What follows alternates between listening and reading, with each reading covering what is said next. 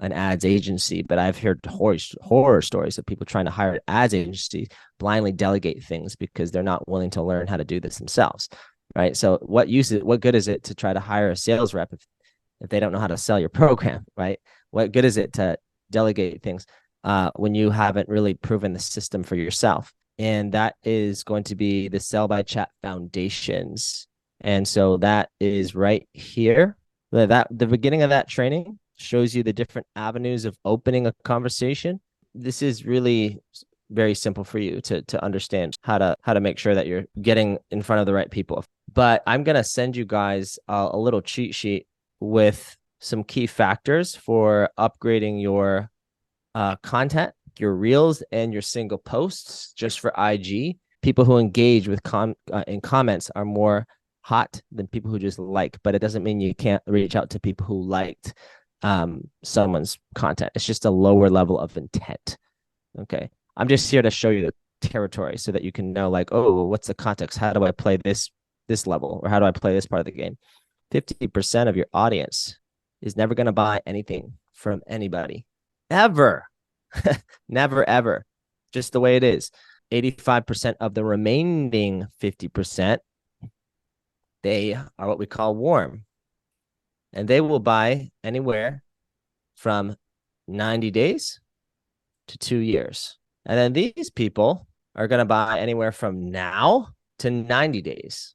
Those are what we call the 15% hot people. So the cool thing is that these are the type of people that you could just simply just walk them through the qualification process and the messages, and they're at such a high level of intent that you just happen to reach out at the perfect time, be at the right place, the right time, and they jumped on the call and it was good. It was a fit. But then these people, maybe they jump on a call, maybe they not ready to jump on a call, regardless of where they're at. All of your content strategy and the way that you in depth in terms of how to transform your audience's mind with being able to handle core objections and position yourself from everyone else in your niche. But again, conscious implies, or subconscious implies, it's underneath your conscious awareness. It implies that no matter how hard you try, you couldn't iterate what's at the subconscious, because that's why it's called subconscious. People, they don't understand how it really actually works, and they don't know that it's 95% of your thought patterns. So it's not that the information is overwhelming people or people are too distracted. That may be a symptom, but the root of that is simply that the clarity of and strength of your messaging must reach what's called a new standard. And if it's too process focused, that's you're missing out on helping your content do more of the heavy lifting for you than your messaging, or then you're DMing, or then you're selling. Okay, but just remember, content is pre-selling, marketing is pre-selling. So that's what I mean by transforming your audience's mind. And this is the trap that most coaches get into, where they're saying, I'm going to be just like Johnny the influencer, and I'm going to be just so abundantly value driven and given so much value. And yeah, you totally should be sharing real tools that your clients use on content, but that's not going to work for you, because the paradigm that an influencer is playing from, the strength that they own that you don't own, is that they're at a level where they do not need to tell their personal brand story, because they're already well known. They don't need to frame their marketing. They can abundantly give, because they're so big that they can afford to do that. But what I'm saying is that if you're only just going to give value and think that that's going to attract clients, it's just not. So you need to know how to polarize your audience to distinguish you. And it's also what you would offer to somebody, either in this sell by chat, when you're positioning yourself, okay, as the go-to authority. The frame of response and call, like you're playing tennis with someone else. You toss the ball with a question, they toss the ball with an answer. You toss the ball with a question, they toss the ball with an answer. But don't be a Nazi interrogator by asking back-to-back questions. First, acknowledge and empower. Second, you can share a positioning phrase, and that is super important. But that's how you distinguish yourself. And then the third step is ask a question. She said, I want to see this tool, right? And she said, sure. And I said, heck yeah. I love that you're an active creator. So many talk about growth, but few like yourself make moves. We have different tools, different frames for different people. And then I asked her a question. Okay.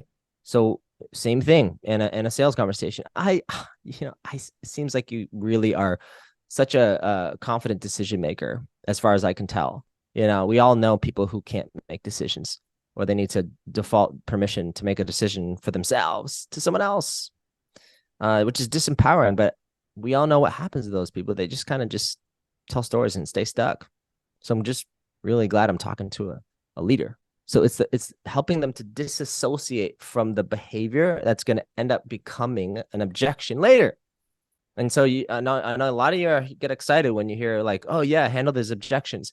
I have so much energy in business because this process is helping you to prevent a lot of that in content. How can I pre-frame that behavior in the beginning of the conversation? If there's a will, there's a way. Because everyone doesn't believe what they see. They only see what they believe about themselves. So the answers could be right in front of us, and our brain will blot it out. I'll take to just really put this into context. I've had clients pay me $3,000 for a 60-minute session.